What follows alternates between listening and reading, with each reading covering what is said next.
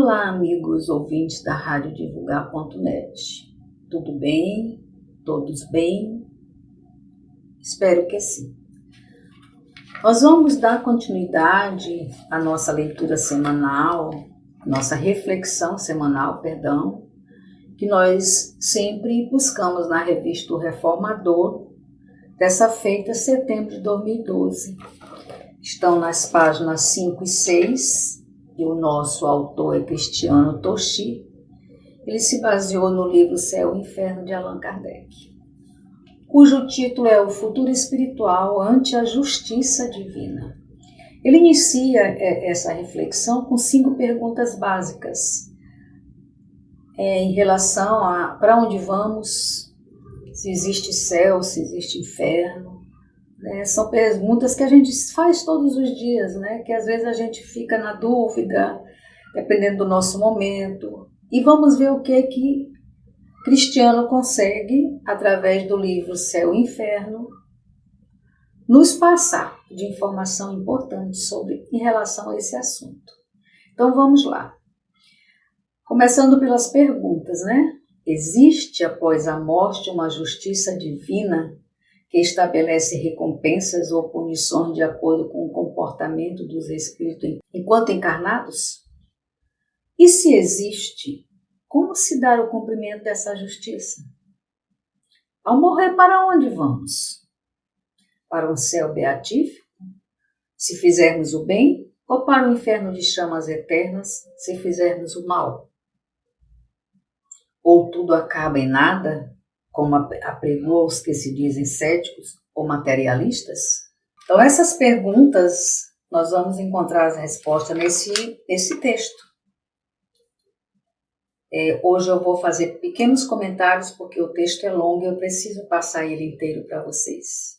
Porque eu li e achei assim de uma extrema necessidade de dividir com vocês. E vamos lá. Todas as religiões pregam a imortalidade da alma. O Espiritismo foi além, demonstrou a existência dos espíritos, da imortalidade do mundo espiritual. Os espíritos superiores ensinam que a justiça divina revela-se por meio de leis internas ou morais, esculpidas na consciência da criatura humana, as quais se manifestam de acordo com a evolução dos seres. A gente costuma dizer, e é uma realidade, que hoje nós somos melhor que ontem, nós somos o melhor de nós nessa encarnação. E o Espiritismo revela ainda a existência de um plano espiritual, que é prioritário em relação à esfera física, sendo aquele mundo normal, primitivo, eterno, pré-existente e que sobrevive a tudo. De lá viemos e para lá um dia retornaremos em definitivo, após sucessivas reencarnações, quando estivermos completamente depurados. Já o mundo físico é uma escola, um campo de provas, onde burilamos o espírito. A importância do mundo espiritual é tanta que o mundo corporal poderia nem existir. Poderia deixar de existir, ou nunca ter existido. No entanto, esses dois mundos, o espiritual e o físico, interagem constantemente, apesar de serem independentes. Interessante, Aqui fala bem claro que o mundo espiritual, o mundo corporal físico, poderia nem ter existido, mas o espiritual é uma realidade. Apesar de sermos independentes, mas andamos hoje em lado a lado, como a nossa necessidade. E o homem sempre cultivou instintivamente a crença inata na vida após a morte e na existência dos espíritos. Qual a razão desse fenômeno? A nossa própria existência imortal cuida de explicar isso, visto que somos originários do mundo espiritual e não do mundo físico. De sorte que o sentimento de uma existência melhor está no foro íntimo das pessoas. O que nos fala é o autoconhecimento sobre a nossa própria herança divina. Antes de encarnar, geralmente a criatura já sabe da existência do mundo espiritual, que é um espírito, conhecimento esse que permanece latente, abafado pelos grilhões do corpo físico, mas que vem à tona aos poucos, à medida que o ser evolui. E o espírito conserva a individualidade ou a consciência, após a morte física, sem o que não haveria, a rigor, a sobrevivência espiritual, visto que nessa última hipótese a nossa essência moral se perderia no oceano infinito. Se há doutrina insensata e antissocial, é seguramente o niilismo que rompe os verdadeiros laços da solidariedade e fraternidade em que se fundam as relações sociais. E o homem pressente a realidade da sobrevivência após a morte e as suas consequências, conforme tenha bem ou mal vivido. Porque as experiências das vidas transadas estão gravadas no íntimo do âmago. Então, o que a gente vê logo aqui no início é que nós somos responsáveis por tudo que nos acontece, que nos aconteceu e que nos acontece. Nós fazemos essa escolha e nós, quando reencarnamos, já sabemos, temos conhecimento do mundo espiritual. E a proporção que a gente vai melhorando, vai tendo mais conhecimento, a gente vai evoluindo e entendendo melhor a encarnação, a reencarnação, o desencarne. Aqui deixa muito claro que o crescimento é decisão nossa. Nós escolhemos o momento de crescer, nós fazemos isso com muita vagareza ou podemos acelerar esse processo, ou seja, tudo está em nossas mãos. E a gente às vezes não sabe disso. Como ele fala aqui, das vidas trançadas estão gravadas no íntimo do âmago do espírito. A voz da consciência cuida de alertá-los a respeito da sua origem e do seu destino. Mas esse relato em ouvir essa voz interior, que lhe fala o coração emperdinado ou deseducado para perceber o nosso destino, a nossa origem, E perguntados sobre qual o sentimento que domina a maioria dos homens no momento da morte, é a dúvida, o temor ou a esperança? E ele responde o seguinte: os protetores espirituais respondem sem rebuço a dúvida nos céticos endurecidos, o temor nos culpados e a esperança nos homens de bem. Então nós temos 3 momentos da nossa morte. Nós temos uma escolha, nós temos a dúvida, ou nós temos o temor, ou nós temos a esperança. E essa escolha depende da nossa evolução. Se nós formos céticos, endurecidos, nós teremos dúvidas. Se nós formos culpados, teremos temor. E se nós formos homens de bem, teremos esperança. E se a morte fosse a destruição completa do ser, muito ganhariam com ela os maus, pois se veriam livres ao mesmo tempo do corpo e do espírito e dos vícios. Qual era a explicação que tinha se isso fosse uma realidade? Nós nascermos, encarnarmos, aprontarmos todas, aí morre, acaba tudo. Aí quando eu voltar, eu faço tudo de novo, porque eu já zerei, eu faço tudo de novo, quando eu morro eu torno a zerar. É inconcebível essa situação. É uma ideia materialista, que repugna o bom senso e a lógica. A crença de que após a morte física vem o nada é incompatível com a perfeição, a justiça e a bondade de Deus. Um dos atributos divinos que inclui a perfeição é a bondade, e por isso nenhuma das criaturas está abandonada. Todas, independentemente de seu grau evolutivo, recebem atenção compatível com as suas necessidades. Nada escapa do crivo de Deus ao seu exame, desde os seres mais simples até os mais complexos. supervisão que é realizada por meio de suas leis perfeitas, que também regem as ações humanas de forma equânime e justa. Deus tem suas leis que regulam todas as vossas ações. Se as violas, a culpa é vossa. Sem dúvida, quando um homem comete um excesso qualquer, Deus não profere contra ele uma sentença, dizendo-lhe, por exemplo, foste guloso, vou punir-te. Ele traçou um limite às doenças e muitas vezes à morte. São consequência de excessos.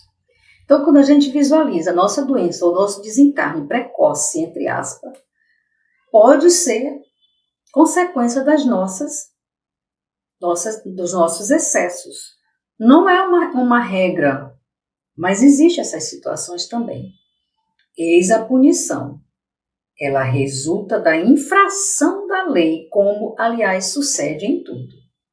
E não é por acaso que todas as nossas atitudes, boas ou más, decorrente do exercício do livre-arbítrio, repercute nessas leis, preservando em nosso espírito uma memória integral, algo semelhante a um banco de dados, incorruptível, ou seja, tudo fica lá no banco de dados, naquela placazinha do nosso perispírito. Tudo de bom ou de mal que nós praticamos durante a nossa convivência aqui no plano terrestre, que o qual mais cedo ou mais tarde virá à tona, proporcionando uma espécie de autojulgamento resultante de uma avaliação perfeita de todos os pormenores favoráveis ou desfavoráveis, os quais se compensarão equitativamente na balança divina. Gente, quando a gente toma conhecimento e consciência de que realmente isso acontece, a gente fica meio temerosa. A gente vai lá para o segundo item do nosso sentimento na hora do desencarne, o temor. Porque nós somos espíritos imperfeitos, nós estamos aqui ainda arrastando corrente, como eu costumo dizer. E quem não deixou de praticar alguma coisa errada? E agora que a gente toma conhecimento, que está tudo lá gravado na placa do perispírito, a gente fica temeroso, sim. Que não teme, não é? Porque Deus ele é divino, mas ele é justo. Ele é amor, mas ele é justiça também. Esse motivo pelo qual os benfeitores do espaço, ao responder à pergunta onde está escrito a lei de Deus, formulada por Kardec, afirmaram: na consciência. Dessa forma, o homem é constantemente o árbitro da sua própria sorte. Pode abreviar ou prolongar indefinidamente o seu suplício. A sua felicidade ou a sua desventura depende da vontade que tenho de praticar o bem. Uma vez eu já fiz uma reflexão sobre deixe a sua consciência acordar, mais ou menos foi esse o assunto. Bem interessante mesmo. Você ouvir a sua consciência é preciso coragem. Essa leitura foi maravilhosa, essa reflexão, já faz um tempinho atrás. Já estou, se não me engano, na 57ª. E o resultado desse autojulgamento será determinante e influenciará o futuro do ser, quando as provas pelas quais deverá experimentar nas futuras existências físicas, sem que haja um determinismo nos acontecimentos da vida, pois a fatalidade só existe pela escolha que o espírito fez ao encarnar. Ou seja, não existe fatalidade. Você faz a escolha. Aí quando você chega aqui, isso aconteceu comigo, foi uma fatalidade. Foi nada. Você que programou. Por necessidade, inclusive. E pela análise das penas e dos gozos futuros, percebe-se intuitivamente a existência de um planejamento divino na criação, de forma a conduzir os espíritos, por seus próprios méritos, a perfeição e a felicidade, infundindo-lhe a certeza de que o bem é um determinismo divino e é o fim supremo da natureza. O bem é um determinismo divino e é o fim supremo da natureza. Herdeiro divino e co-criador, o Espírito recebe de Deus todo um arsenal de recursos para fazer face ao seu progresso, para conquistar pelos próprios esforços da sua redenção, que o conduzirá no decorrer dos milênios ao estado de espírito puro, quando não precisará mais reencarnar. Ah, quem me dera que eu chegasse a esse patamar de não precisar mais reencarnar. Apesar de que nós temos espíritos de alto escalão, como eu digo, superiores, já num patamar bem nobre, que às vezes reencarnam como missionários, querem vir reencarnar, para vir como missionários para ajudar aqui a Terra. Então, nem sei se a gente um dia não quer mais desencarnar. Nós vamos chegar o dia que a gente não vai mais precisar reencarnar. Mas acho que não querer reencarnar é difícil. Porque quando nós chegamos nesse patamar, nós queremos ajudar mais e mais. E a vida no corpo físico, com o seu cortejo de provas e expiações, é um desses inúmeros recursos disponibilizados ao aprendiz, que deve descobrir por si mesmo os caminhos do retorno a Deus. Então, a nossa reencarnação, essa nossa matéria, nós estarmos aqui, é um recurso que Deus nos dá para nos redimirmos. As etapas reencarnatórias, acompanhadas do esquecimento temporário, que se faz necessário, diga-se de passagem, permitem recomeço do indivíduo, facultando-lhe a retificação dos erros cometidos e a retomada de antigos compromissos com o bem, dos quais muitas vezes se afastou, graças aos enganos e ilusões a que se entregou na trajetória da existência física. Porque, na verdade, a gente precisa esquecer que nós viemos, não é que nós viemos para cá para uma missão, nós precisamos esquecer o que nós cometemos de mal em vidas passadas. Né? Imagina se eu vou querer ser mãe de um, aqui no meu físico, hoje eu vou querer ser mãe de um inimigo meu de vidas passadas. Então eu preciso esquecer para recebê-lo no seio do meu ventre, e eu preciso esquecer que ele foi meu inimigo, para que eu possa me redimir com ele, para que eu possa doar meu amor para ele. E a gente se crescer junto. Porque se a gente lembrar, ninguém vai aceitar, porque vai ser um inferno. Não é verdade? E a gente já vive alguns infernos na família, porque a gente se compromete em receber um espírito que a gente não se entende, que a gente não se quer, mas a gente se compromete na missão de querer melhorar, e quando chega aqui, a gente não consegue cumprir a missão a qual viemos para a Terra. Raramente a gente consegue, só muito estudo, muita benevolência, muito amor, muita dedicação, e a gente ainda está tão pequenininho nessa estrada, né? Mas, como eu disse no início, nós estamos melhor do que nós estávamos. E a aquisição da certeza da vida futura representa uma mudança de paradigma de grande impacto na vida das pessoas que estão despertando para as realidades espirituais. Pois, além de oferecer uma perspectiva consoladora e explicar racionalmente o porquê dos sofrimentos, abre-lhes a oportunidade de imprimir novos padrões de comportamento que melhorarão sensivelmente a qualidade de vida espiritual delas.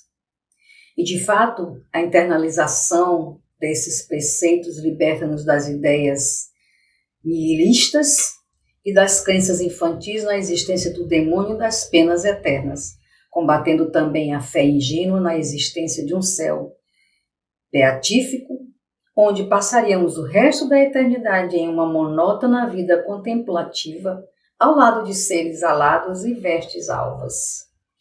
Esses conhecimentos, essas convicções imortalistas conduzem-nos à verdadeira compreensão da nossa origem e destino, do nosso valor espiritual e da nossa condição de filhos de Deus, o que nos dá mais forças para enfrentar os desafios diários. permitindo que valorizemos ainda mais a existência no corpo físico e a própria vida, rumo a uma educação libertadora da qual depende nosso futuro espiritual. E todos aqueles que perseverem e se esforçarem sinceramente por melhorar, mesmo errando durante o curso da sua existência, podem aguardar, serenos, a hora do seu desenlace, pois serão recompensados. Verão recompensados seus suores, dores e lágrimas. Eu queria ter até mais tempo para a gente conversar mais sobre essa leitura, essa reflexão de hoje, importantíssima, né? Em que a gente vê qual é necessário e quanto é importante a nossa reencarnação. Mesmo a gente errando, atropelando e não cumprindo as nossas missões, mas o pouco que nós fazemos, que a gente consegue crescer, é de uma grande ajuda para os nossos espíritos. Então vamos aproveitar essa matéria, esse corpo que Deus nos dá, para que a gente possa evoluir, para que a gente possa ajudar os nossos irmãos, para que a gente possa ser ajudado, para a gente melhorar espiritualmente, para a gente aprender a olhar para os lados, para a gente se conscientizar que somos filhos de Deus e que Deus não nos castiga. Ele só diz para nós o seguinte: faça, plante e colha o seu plantio. Ele é tão benevolente que ele não nos castiga. Ele deixa tudo em nossas mãos. Eu já falei aqui outras vezes nessa situação, mas eu gosto sempre de repetir isso quando eu me deparo com uma reflexão desse gênero. Deus é de uma benevolência, é de um amor que ele não nos castiga. Ele diz: a vida é sua, faça dela o que você bem entender, lembrando-se de seguir o caminho do bem, lembrando de seguir as premissas das leis de Cristo, que é o amor, que é o bem, que é a caridade, a fraternidade, o perdão, a humildade, se permitir ler a sua consciência e se conscientizar das suas falhas e se dar oportunidade de recomeçar, de consertar os seus erros ao longo do caminho. Vamos tirar o nosso orgulho, a nossa prepotência da nossa vida, que a gente consegue fazer um pouquinho todos esses sentimentos, que é tão importante para o nosso crescimento espiritual. E mais uma vez, muito obrigada pela companhia, pela oportunidade de estar aqui aprendendo com vocês, me emocionando com vocês. Que Nossa Senhora cubra todos com seu manto sagrado. Que sejam todos abençoados. Em nome do seu Filho Jesus. E que assim seja. Wanda Barros, para divulgar.net. Até a próxima.